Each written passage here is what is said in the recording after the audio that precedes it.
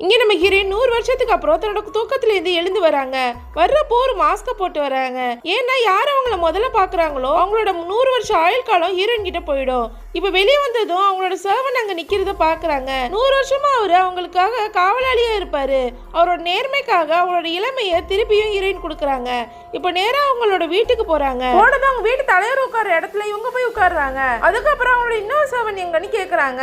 அவருக்கு உடம்பு சரியில்லைன்னு சொல்றாங்க. அதனால இவங்க போய் அந்த சர்வன்ட்டுக்கு அவரோட மெமரியை மறுபடியும் கொடுக்கலாம் ட்ரை பண்றாங்க. அப்ப அந்த சர்வன்ட்டோட பையன் வந்து எங்க அப்பாவுக்கு நீங்க யாருன்னே தெரியாது, தேவையில்லாம இதெல்லாம் தலையிடாதீங்கன்னு சொல்றான். உடனே அவங்க அந்த இடத்த விட்டு மறுபடியும் அவங்களோட வீட்டுக்கு வராங்க. அந்த வீட்டுல ஆல்ரெடி இருக்க லேடி இப்ப ஹீரோயின் வந்ததால அவங்களோட பதவி போயிடுங்கிறதுக்காக அவங்க மேல பொறாமப்பட்டு நீ யாருன்னு கேக்குறாங்க. இப்ப அந்த லேடிக்கு எந்த பதிலும் சொல்லாம ஹீரோயின் அவங்கள சும்மா தான் பாக்குறாங்க. அவங்களோட லைட் பட்டு அந்த லேடி அப்படியே கீழே விழறா. அப்ப கூட ஹீரோயினோட போட்டோ எடுத்துட்டு வந்து காட்டுறாங்க. ஆனாலும் அந்த லேடி நம்ப மாட்டேங்கிறா.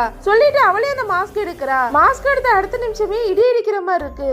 இப்ப அந்த லேடியோட மொத்த இளமையும் போய் 100 வயசு பாட்டி மாதிரி ஆயிடுறா. உங்களுக்கு இந்த வீடியோ பிடிச்சிருந்தா லைக் பண்ணுங்க. இந்த மாதிரி வீடியோஸ் பார்க்க மறக்காம நம்ம சேனலை சப்ஸ்கிரைப் பண்ணுங்க.